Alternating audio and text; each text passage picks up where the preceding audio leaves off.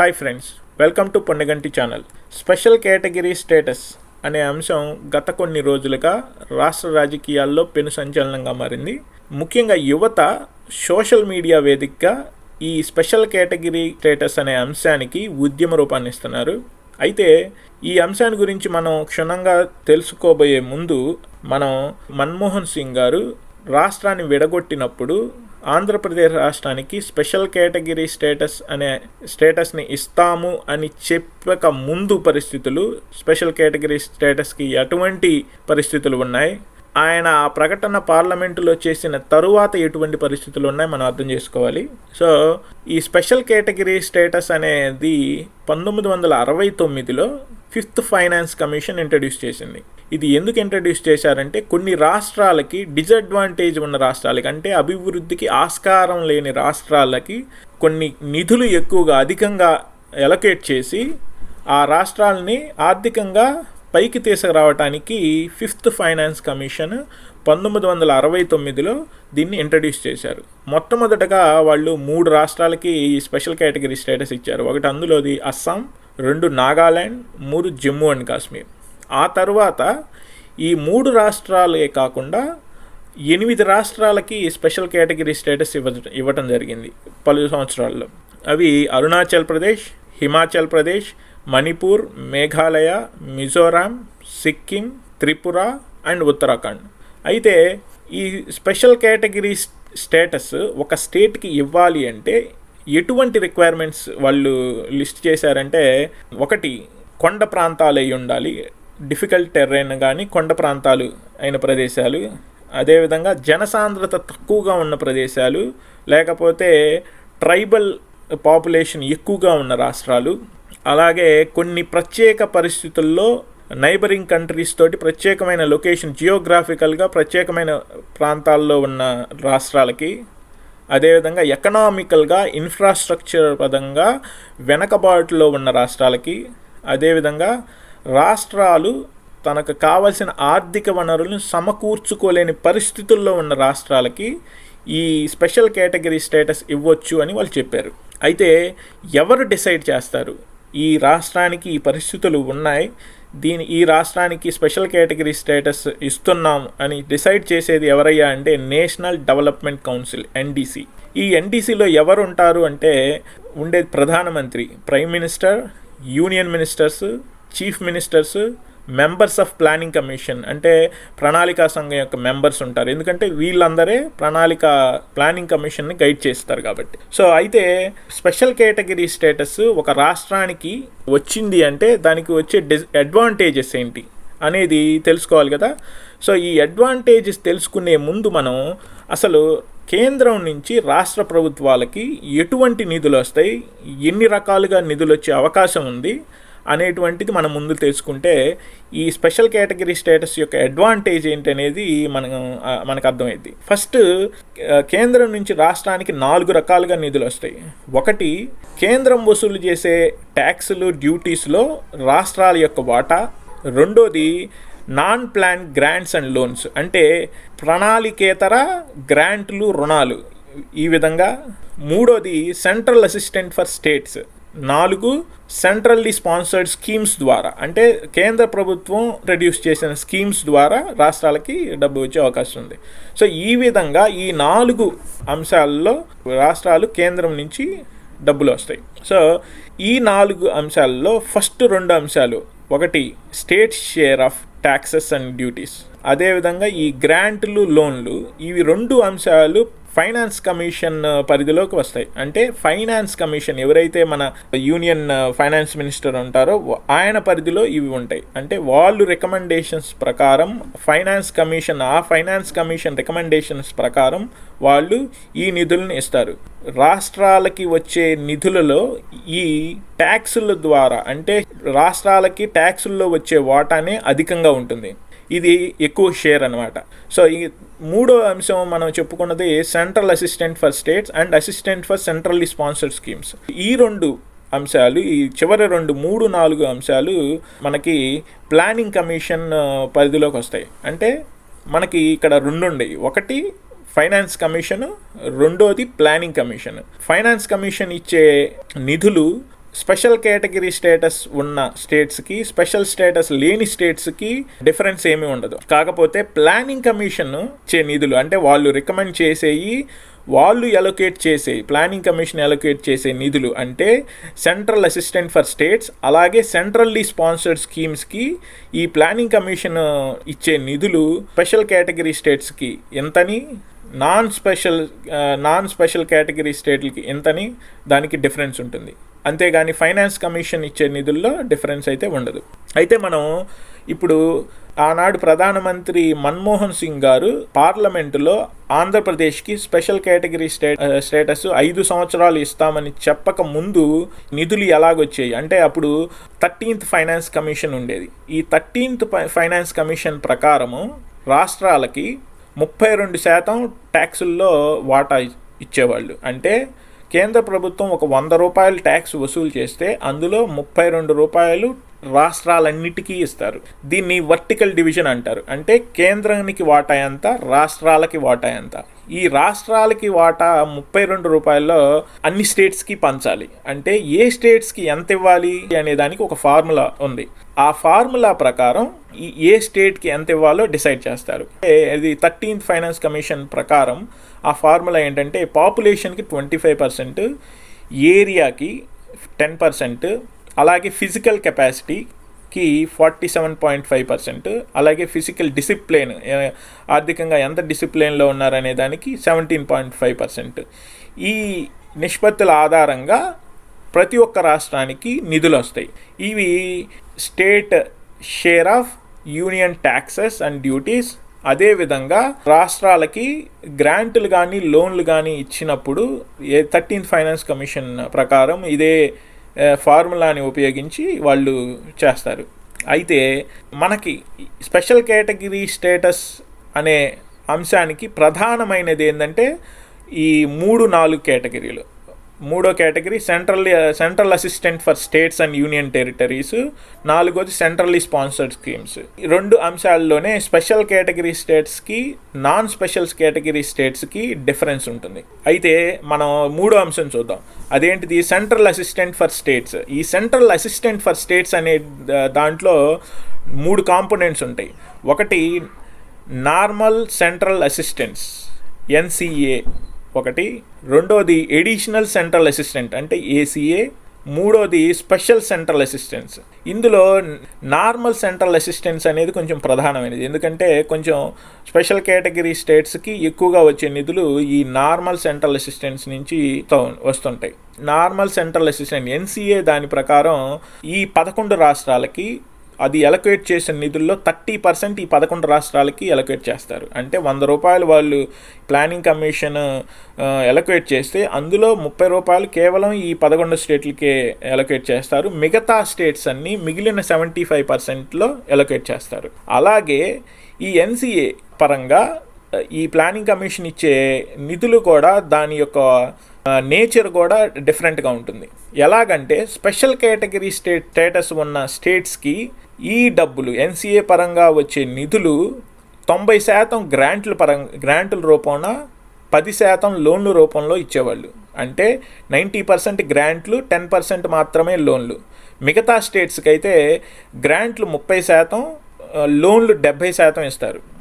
ఏంటయ్యా ఈ డిఫరెన్స్? గ్రాంట్లకి లోన్లకి డిఫరెన్స్ ఏంటయ్యా అంటే గ్రాంట్లుగా ఇచ్చిన డబ్బులకి తిరిగి కట్టాల్సిన అవసరం ఉండదు. అదే లోన్లుగా ఇస్తే కేంద్ర ప్రభుత్వం రాష్ట్రాలు ఆ డబ్బుల్ని తిరిగి కట్టాల్సిన అవసరం ఉంటుంది. అది difference, main difference. So special category status వచ్చే స్టేట్స్కి ఈ NCA పరంగా 90% గ్రాంట్లు, 10% లోన్ల రూపంలో ఇస్తారు. అదే కాకుండా మన నాలుగో అంశం ఏది మనం చెప్పింది? సెంట్రల్లీ స్పాన్సర్డ్ స్కీమ్స్ పరంగాను ఈ ప్లానింగ్ కమిషన్ ఫండ్స్ని అలొకేట్ చేసిద్ది. అలాగే మనం ఎందుకు చెప్పిన ఎడిషనల్ సెంట్రల్ అసిస్టెన్స్, ఈ ఎడిషనల్ సెంట్రల్ అసిస్టెంట్ ఏదన్నా సెంట్రల్ గవర్నమెంట్ ఎక్స్టర్నల్లీ ఎయిడెడ్ ప్రాజెక్ట్స్కి ఈ నిధులు ఇస్తారు. సో ఈ విధంగా స్పెషల్ కేటగిరీ స్టేటస్ ఉన్న స్టేట్స్కి 13th ఫైనాన్స్ కమిషన్ వరకు ఈ విధమైనటువంటి అడ్వాంటేజెస్ ఉన్నాయి. నిధులు ఈ విధంగా వచ్చాయి. అయితే మరి ఇన్ని అడ్వాంటేజెస్ ఉన్నాయి. సో ఈ 11 రాష్ట్రాలేనా తర్వాత ఆంధ్రప్రదేశేనా, మిగతా ఏ రాష్ట్రాలు స్పెషల్ కేటగిరీ స్టేటస్ గురించి అడగలేదా, అవసరం లేదా అని అంటే కాదు. మనకన్నా ముందు ప్రధానమంత్రి మన్మోహన్ సింగ్ పార్లమెంటులో ప్రకటించకన్నా ముందు చాలా రాష్ట్రాలు స్పెషల్ కేటగిరీ స్టేటస్ గురించి అడిగినాయి. ఆ రాష్ట్రాల్లో ఉన్న రాజకీయ పార్టీలు, ప్రధాన రాజకీయ పార్టీలు డిమాండ్ చేశాయి, ర్యాలీలు కూడా పెట్టారు. ఈ 13వ ఫైనాన్స్ కమిషన్ అయిపోయే వరకు, అంటే మన్మోహన్ సింగ్ గవర్నమెంట్ అయిపోయి నరేంద్ర మోడీ గారి గవర్నమెంట్ వచ్చే వరకు చాలా రాష్ట్రాలు ఈ డిమాండ్ని చేశాయి. అయితే ఏ రాష్ట్రాలు మనం కాకుండా ఇంక ఏ రాష్ట్రాలు ఈ డిమాండ్ చేశాయి అంటే దాంట్లో మొట్టమొదటిగా ఒడిస్సా, రెండోది బీహార్, 3 జార్ఖండ్, రాజస్థాన్, చండీగఢ్. ఈ రాష్ట్రాలే కాకుండా తమిళనాడు, అలాగే మధ్యప్రదేశ్, ఇలాంటి రాష్ట్రాలు కూడా స్పెషల్ కేటగిరీ స్టేటస్ వాళ్ళకు కూడా కావాలని చెప్పేసి అడిగారు. సో ఈ విధంగా చాలా రాష్ట్రాలు, ఆంధ్రప్రదేశే కాకుండా, ఆంధ్రప్రదేశ్ మనం అడగలేదు, మనకు జరిగిన అన్యాయానికి అప్పుడు ఉన్న ప్రధానమంత్రి అనౌన్స్ చేసింది అది. సో కానీ ఈ ఉన్న అడ్వాంటేజెస్ కారణంగా మిగతా రాష్ట్రాలు కూడా, నేను చెప్పిన ఈ రాష్ట్రాలన్నీ కూడా మాకు కూడా స్పెషల్ కేటగిరీ స్టేటస్ కావాలని డిమాండ్ చేశారు. బీహార్లో అయితే నితీష్ కుమార్ ఒక హ్యూజ్ ర్యాలీని కూడా ఆ రోజుల్లో నడిపారు ఢిల్లీలో. అదేవిధంగా జార్ఖండ్లో అయితే 2013లో బీజేపీ అపోజిషన్గా ఉన్నప్పుడు బీజేపీ కూడా సపోర్ట్ చేసింది దీనికి, జార్ఖండ్కి స్పెషల్ కేటగిరీ స్టేటస్ ఇవ్వాలి అని. అలాగనే రాజస్థాన్లో 2014లో ఉన్నప్పుడు ప్రదేశ్ కాంగ్రెస్ కమిటీ దాన్ని సపోర్ట్ చేసింది. సో ఈ విధంగా చాలా రాష్ట్రాల్లో, మన రాష్ట్రంతో పాటుగా చాలా రాష్ట్రాల్లో ఈ స్పెషల్ కేటగిరీ స్టేటస్ అనే దానికి డిమాండ్ ఉంది. సో అయితే దేశం ఇటువంటి పరిస్థితుల్లో ఉన్నప్పుడు మన తెలంగాణని మన రాష్ట్రం నుంచి విడగొట్టినప్పుడు ఆంధ్రప్రదేశ్కి నష్టం వాటిల్లకూడదు అనే ఉద్దేశంతో మన్మోహన్ సింగ్ ప్రధానమంత్రిగా స్పెషల్ కేటగిరీ స్టేటస్ 5 సంవత్సరాలు ఇస్తామని ప్రకటించారు ఆ రోజు పార్లమెంట్లో. సో దానికి ప్రతిపక్షంలో ఉన్న వెంకయ్య నాయుడు గారు 5 సంవత్సరాలు కాదు 10 సంవత్సరాలు ఇవ్వాలని డిమాండ్ చేశారు. ఈ విధంగా మాకు 10 సంవత్సరాలు స్పెషల్ కేటగిరీ స్టేటస్ కావాలని డిమాండ్ చేశారు. మీరు ఈ అంశాన్ని కరెక్ట్గా గుర్తుపెట్టుకోండి, ఎందుకంటే అప్పటి వరకు ఉన్న పరిస్థితులు ఇలాంటి పరిస్థితుల్లో ఉన్నప్పుడు, అంటే చాలా రాష్ట్రాలు స్పెషల్ కేటగిరీ స్టేటస్ అనే దాన్ని అడుగుతున్న పరిస్థితుల్లో కూడా ఆంధ్రప్రదేశ్ రాష్ట్రానికి జరిగిన అన్యాయాన్ని పూడ్చడానికి ఆ రాష్ట్రాలు ఏటిని కాదని ఆ రోజు పార్లమెంట్లో ప్రకటన చేశారు. ప్రధానమంత్రి నరేంద్ర మోడీ గారు వచ్చిన తర్వాత, అంటే బీజేపీ ఎన్నికల్లో గెలిచి ప్రధానమంత్రి నరేంద్ర మోడీ గారు అయిన తర్వాత 14వ ఆర్థిక సంఘం వచ్చింది, రికమెండేషన్స్ ఇచ్చారు వాళ్ళు, అంటే 14th ఫైనాన్స్ కమిషన్ రికమెండేషన్స్ అనమాట. అదేవిధంగా ఈ ప్రధానమంత్రి నరేంద్ర మోడీ గారు వచ్చినప్పుడు ఈయన ఈ ప్లానింగ్ కమిషన్ ఏదైతే ఉందో ఇన్ని సంవత్సరాలుగా ఉన్న ప్రణాళికా సంఘాన్ని రద్దు చేసి దాని స్థానంలో నీతి ఆయోగ్ అనే దాన్ని తీసుకొచ్చారు. సో ఈ ప్రణాళికా సంఘానికి నీతి ఆయోగ్కి డిఫరెన్స్ ఉంది. ఏంటి అంటే ప్రణాళికా సంఘము రికమెండేషన్స్ ఇవ్వటమే కాకుండా, ప్లానింగ్లో రికమెండేషన్స్ ఇవ్వటమే కాకుండా నిధులు కూడా అలొకేట్ చేసే అవకాశం ఉంది. ఆ ప్లానింగ్ కమిషన్ అలొకేట్ చేసిన నిధుల వల్లనే స్పెషల్ కేటగిరీ స్టేటస్ అనే అంశమే వచ్చింది. ఆ ప్లానింగ్ కమిషన్కి ఆ హక్కు ఉండేది ప్లానింగ్ కమిషన్ ఉన్నప్పుడు. సో ప్లానింగ్ కమిషన్ పోయి దాన్ని రీప్లేస్ చేశారు, నీతి ఆయోగ్ ద్వారా రీప్లేస్ చేసినప్పుడు ఈ అధికారాన్ని ఫైనాన్స్ కమిషన్కి ఇచ్చేసి నీతి ఆయోగ్ ఓన్లీ థింక్ ట్యాంక్గానే పెట్టారు. అంటే రికమెండేషన్స్ ఇచ్చి, ఎక్స్పర్ట్స్ థింక్ ట్యాంక్ రికమెండేషన్స్ మాత్రమే ఇస్తుంది నీతి ఆయోగ్ వలన.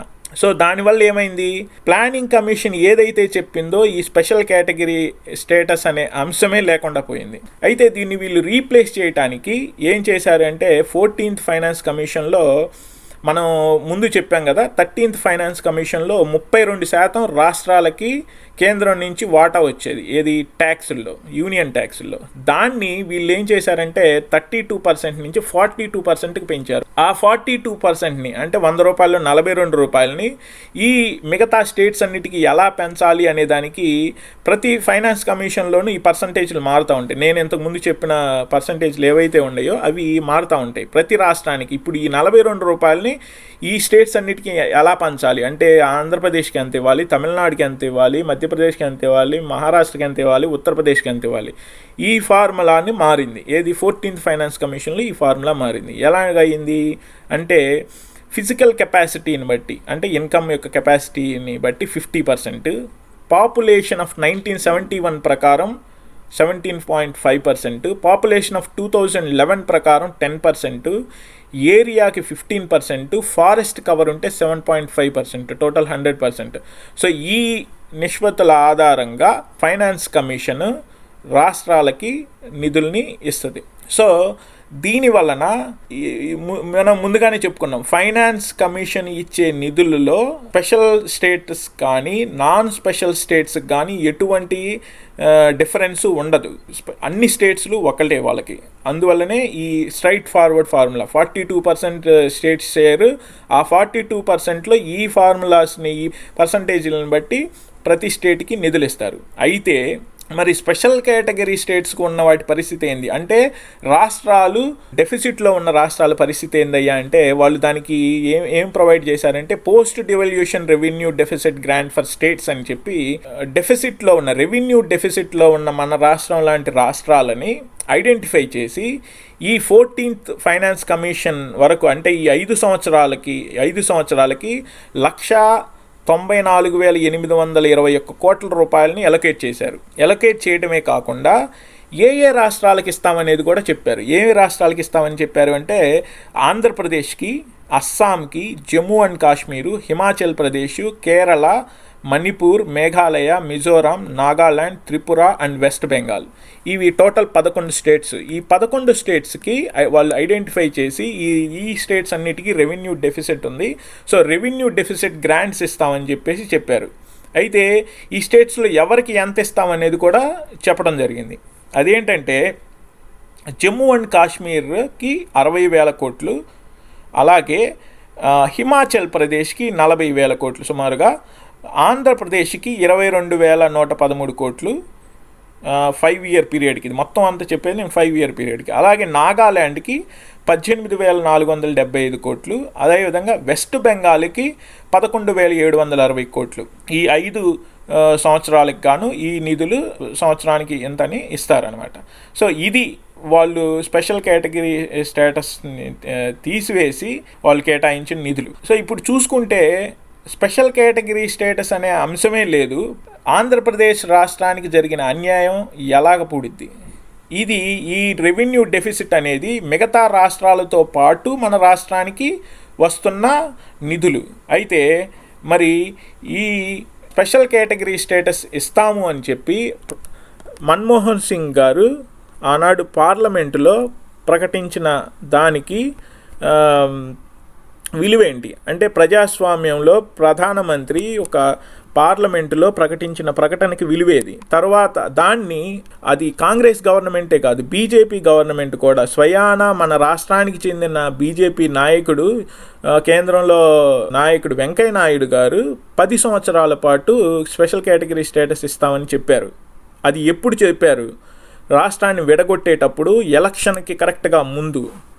ఆ ఎలక్షన్లో బీజేపీ గెలిచి ఇప్పుడు అధికారంలో ఉండి తర్వాత 14th ఫైనాన్స్ కమిషన్ని వాళ్ళు వేశారు. అలాగే ప్లానింగ్ కమిషన్ని మార్చేసి నీతి ఆయోగ్ని తీసుకొచ్చారు.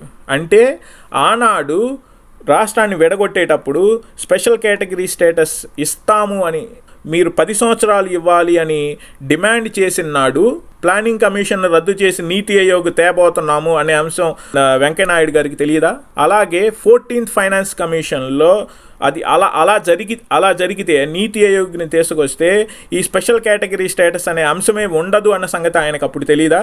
అలాగే 14th ఫైనాన్స్ కమిషన్ ప్రకారం ఇవన్నీ మారతాయి, రాష్ట్రాలకి ఎక్కువ వాటా ఇస్తాము నిధుల్లో అన్న సంగతి ఆయనకి తెలియదా? ఏ అంశం ఏమీ తెలియకుండానే ఎలక్షన్లోకి వెళ్ళి గెలిచారా? ఇంకొకటి, ఇంకొక అంశాన్ని మనం ఇప్పుడు చూసుకుంటే ట్యాక్సులు. స్పెషల్ కేటగిరీ స్టేటస్ ఉన్న ఈ మనం ముందు చెప్పుకున్న ఈ 11 రాష్ట్రాలకి ముఖ్యమైనటువంటి ఆంధ్ర రాష్ట్రానికి కావలసిన ముఖ్యమైనటువంటి అడ్వాంటేజ్ ఏంటంటే ట్యాక్స్ హాలిడేస్. ఈ 11 రాష్ట్రాల్లో కొన్ని రాష్ట్రాలు, మెజారిటీ ఆఫ్ ద రాష్ట్రాలకి ట్యాక్సుల్లో ఎగ్జంప్షన్ ఉంది. స్పెషల్ కేటగిరీ స్టేట్స్లో ఉన్న పరిశ్రమలకి ఇది వర్తిస్తుంది. దీని వలన రాష్ట్రంలోకి పరిశ్రమలు వచ్చి రెవెన్యూ పెరుగుతుంది, ఉద్యోగాలు దొరుకుతాయి. సో అటువంటి అడ్వాంటేజ్ని అడిగితే ఇప్పుడు దాన్ని రీప్లేస్ చేసి జిఎస్టీ వస్తుంది. దీనివల్ల జిఎస్టీ వల్ల దేశం మొత్తానికి ఒకే ట్యాక్స్ కోడ్ ఉంటుంది. సో స్పెషల్గా ట్యాక్స్ ఎగ్జంప్షన్ ఇవ్వటానికి కానీ ట్యాక్స్ హాలిడే ఇవ్వటానికి కానీ కుదరదు అని ఈరోజు చెప్తున్నారు. అంటే ఆనాడు పార్లమెంటులో ప్రకటించేసే నాడు ఆనాడు తెలీదా జిఎస్టీ వస్తుందన్న సంగతి? ఆనాడు తెలీదా మీరు ప్లానింగ్ కమిషన్ రద్దు చేసి నీతి ఆయోగ్ని తీసుకొస్తామనే సంగతి? ఆనాడు తెలీదా 14th కమిషన్లో మేము ఈ చేంజెస్ చేస్తామని? అంటే ఏ ప్రణాళిక లేకుండా, ఏ మేనిఫెస్టో లేకుండానే ఎన్నికల్లో వెళ్ళి గెలిచారా? ఈ విధంగా రాష్ట్ర ప్రజల్ని, ఆంధ్రప్రదేశ్ రాష్ట్రానికి తీరని అన్యాయాన్ని చేశారు ఈ అన్ని పార్టీలు, ప్రధాన పార్టీలైన బీజేపీ, కాంగ్రెస్ పార్టీ. మరి ఇప్పుడు ఇటువంటి పరిస్థితుల్లో ఉన్నప్పుడు మనం స్పెషల్ కేటగిరీ స్టేటస్ ఎలా సాధించుకోవాలి? అసలు స్పెషల్ కేటగిరీ స్టేటసే లేనప్పుడు మీరు స్పెషల్ కేటగిరీ స్టేటస్ ఎలా అడుగుతారు అనే వాళ్ళకి ఎటువంటి సమాధానం చెప్పాలి మనం? ఇటువంటి పరిస్థితుల్లో మరి స్పెషల్ కేటగిరీ స్టేటస్కి బదులుగా స్పెషల్ ప్యాకేజ్ వల్ల ఏమన్నా ఉపయోగం ఉందా? స్పెషల్ ప్యాకేజ్ వల్ల ఎటువంటి ఉపయోగం ఉండదు. ఎందుకంటే నిధులు పంపిణీ చేసేది 5,000 కోట్లు 10,000 కోట్లని నిధులు పంపిణీ చేస్తారు. దాని వలన ఇప్పటి వరకు మన రాష్ట్రంలో ఏమన్నా అభివృద్ధి జరిగిందా? ఇప్పటి వరకు మన ఎలక్షన్ జరిగి కనీసం 2-2.5 సంవత్సరాలు 3 సంవత్సరాలు గడుస్తుంది. ఇంతవరకు ఎటువంటి అభివృద్ధి లేదు, ఒక కొత్త కంపెనీ రాలేదు, ఒక ఉద్యోగాలు పెరగలేదు. సో ఎటువంటి పరిస్థితుల్లో ప్రత్యేక ప్యాకేజ్ వల్ల ఎటువంటి ఉపయోగం లేదు. మనం కోల్పోయిన హైదరాబాద్ లాంటి మరొక సిటీని మనం రావాలి అంటే, రెవెన్యూ అంత రావాలి అంటే మనకి కావలసింది ట్యాక్స్ ఎగ్జంప్షన్స్. స్పెషల్ కేటగిరీ స్టేటస్లో వచ్చే నిధులు, అదే స్పెషల్ కేటగిరీ స్టేటస్లో ఏది ట్యాక్స్ ఎగ్జంప్షన్స్తో కూడుకున్నటువంటి స్పెషల్ కేటగిరీ స్టేటసే మనకి పరిష్కారం. దానివల్ల ఎందుకని అదే పరిష్కారం అంటే, స్పెషల్ కేటగిరీ స్టేటస్ వచ్చినప్పుడు నిధులు, ఇప్పుడు వాళ్ళు చెప్తున్న ప్యాకేజీలో నిధులు వస్తాయి. ప్లస్ అదే కాకుండా మనం కోరుతుంది స్పెషల్ కేటగిరీ స్టేటస్తో పాటుగా ట్యాక్స్ ఎగ్జంప్షన్స్ ఎప్పుడైతే ఇచ్చారో మన రాష్ట్రానికి, ఇప్పుడు ప్రస్తుతం మన ఆంధ్రప్రదేశ్ రాష్ట్రం ఉన్న వనరులకి కంపెనీలు ట్యాక్స్ ఎగ్జంప్షన్స్ ఇస్తే కంపల్సరీగా రాష్ట్రానికి కంపెనీలు వస్తాయి. కంపెనీలు రాష్ట్రానికి వస్తే ఉద్యోగాలు వస్తాయి. ఉద్యోగాలు వచ్చినప్పుడు యువతకు ఉపాధి దొరుకుతుంది. ఆ విధంగా రాష్ట్రానికి రెవెన్యూ పెరుగుతుంది. రెవెన్యూ పెరిగినప్పుడు మనం పోలవరం లాంటి ప్రాజెక్టులు సంవత్సరానికి ఒకటి కట్టుకునే అవకాశం ఉంటుంది. ఈనాడు మీరు చూడండి, ఒకప్పుడు హైదరాబాద్ ఎలాగుంది, ఇప్పుడు హైదరాబాద్కి ఎంత రెవెన్యూ వస్తుంది. సో అటువంటి హైదరాబాద్ను మనం కోల్పోయినప్పుడు అలాంటి హైదరాబాద్ లాంటి నగరం మనకి రావాలి అంటే మనకి, మన పిల్లలకి, మన పిల్లలకి ఉద్యోగాలు దొరికి రాష్ట్రం అభివృద్ధి చెందాలంటే కేవలం ఒకటి పరిష్కారం, ఈ రాష్ట్రంలో పెట్టుబడులు రావాలి, కంపెనీలు రావాలి. కంపెనీలు వచ్చినప్పుడు రాష్ట్రంలో ఇక్కడ చదువుకునే వేలాది మంది, లక్షలాది మంది యువతకి ఉద్యోగాలు దొరుకుతాయి. ఇప్పుడు ఈనాడు పరిస్థితి, చదువుకున్న ప్రతివాడు ఆంధ్రప్రదేశ్లో ఉద్యోగం చేసేవాళ్ళు ఎంతమంది ఉన్నారు? ప్రతి ఒక్కళ్ళు వేరే రాష్ట్రాలు, హైదరాబాద్ అని, చెన్నై అని, బెంగళూరు అని, ముంబై, ఢిల్లీ, ఈ విధంగా వేరే రాష్ట్రాలు, లేదంటే వేరే దేశాలు, సింగపూర్, దుబాయ్, కువైట్ లాంటి దేశాలు, అమెరికా, ఆస్ట్రేలియా, ఇంగ్లాండ్ లాంటి దేశాల్లోకి వెళ్ళి వెట్టి చాకరీ చేస్తున్నారు. ఇది ఒక రకంగా చెప్పాలంటే సెకండరీ సిటిజన్ లాగా, బానిసల్లాగా పనిచేస్తున్నారు. మన రాష్ట్రంలో చదువుకొని మన రాష్ట్రంలో ఉద్యోగం చేసే పరిస్థితులు ఏనాటికి వస్తాయి? ఇంకా స్పెషల్ కేటగిరీ స్టేటస్ వస్తేనే ఇలాంటి పరిస్థితులు వస్తాయి. స్పెషల్ కేటగిరీ స్టేటస్ 10 సంవత్సరాలు స్పెషల్ కేటగిరీ స్టేటస్ ఇవ్వమనండి, పోలవరం లాంటి 10 ప్రాజెక్టులు కట్టుకునే శక్తి కేంద్రాన్ని అడగకుండా రాష్ట్రమే పోలవరం లాంటి 10 ప్రాజెక్టులు కట్టుకునే శక్తి ఈ రాష్ట్రానికి వస్తుంది. అటువంటి యువత ఉన్నారు ఈ రాష్ట్రంలో. కానీ దానికి సరైన అవకాశాలు లేక వేరే రాష్ట్రాల మీద ఆధారపడుతూ వేరే రాష్ట్రాలు ఎక్కడెక్కడికో వెళ్ళి ఉద్యోగాలు చేస్తున్నారు. అది మొదటి అంశం. సో స్పెషల్ కేటగిరీ స్టేటస్ ద్వారా కావాల్సింది అది. అదే ఈ రాష్ట్రంలోని యువత ఈనాడు గత 4-5 రోజులుగా చేస్తుంది అదే. ఎందుకు ఇవ్వరు? స్పెషల్ కేటగిరీ స్టేటస్ అనే దాన్ని ఇంట్రడ్యూస్ చేసిందే కేంద్ర ప్రభుత్వం, దాన్ని తీసివేసింది కేంద్ర ప్రభుత్వమే. మరలా స్పెషల్ కేటగిరీ స్టేటస్ ఆంధ్రప్రదేశ్కి ట్యాక్స్ ఎగ్జంప్షన్స్తో కూడిన స్పెషల్ కేటగిరీ స్టేటస్ ఇవ్వాల్సింది కేంద్ర ప్రభుత్వమే. కేసీఆర్ గారు తెలంగాణ అడిగితే ఇచ్చేయమండి అనే రాజ్యాంగంలో ఏమన్నా రాసిచ్చారా? మరి ఆయనకి ఇవ్వలేదా? స్పెషల్ కేటగిరీ స్టేట్ మొత్తాన్ని విడగొట్టి ఇవ్వలేదా? ఎంపీలందరినీ తన్ని బయటికి తరిమేసి పార్లమెంటు తలుపులు మూసేసి రాష్ట్రాన్ని విడగొట్టినప్పుడు అలా విడగొట్టలేదా? అది ఎలా సాధ్యమైంది? అది సాధ్యమైనప్పుడు స్పెషల్ కేటగిరీ స్టేటస్ ఎందుకు సాధ్యం కాదు? నిన్న తమిళనాడు రాష్ట్రంలో ఆ రాష్ట్రంలోని యువత అంతా ఉద్యమిస్తే 2 రోజుల్లో సుప్రీంకోర్టు తీర్పును కూడా కాదని అసాధ్యం అనుకున్న దాన్ని సుసాధ్యం చేసి చూపించారు. మన రాష్ట్రంలో యువతకి ఆ సత్తా లేదా? మన రాష్ట్రంలో నాయకులకి ఆ సత్తా లేదా? స్పెషల్ కేటగిరీ స్టేటస్కి ఎవరైతే మద్దతు ఇస్తారో అటువంటి పార్టీలని ఎన్నుకోండి. స్పెషల్ కేటగిరీ స్టేటస్ని అడగగలిగినాడు పార్లమెంటులో నరేంద్ర మోడీలో లేకపోతే కాంగ్రెస్ గవర్నమెంట్, ఏ గవర్నమెంట్ వచ్చినా మనకు సంబంధం లేదు.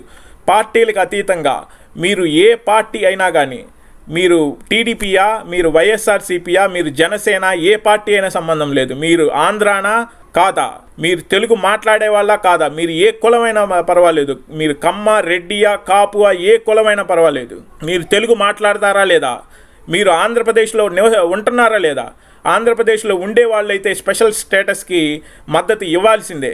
ఇది కులాలకి, మతాలకి, పార్టీలకి సంబంధం లేకుండా ఈ రాష్ట్రంలోని యువత, ప్రజలు అందరూ మద్దతు ఇచ్చినప్పుడే స్పెషల్ కేటగిరీ స్టేటస్ సాధ్యమవుతుంది, లేకపోతే ఇది సాధ్యం కాదు. సో అందరూ కలిసికట్టుగా ఈ రాష్ట్రంలో ప్రజలందరూ కలిసి స్పెషల్ కేటగిరీ స్టేటస్ని సాధిద్దాం. జై హింద్.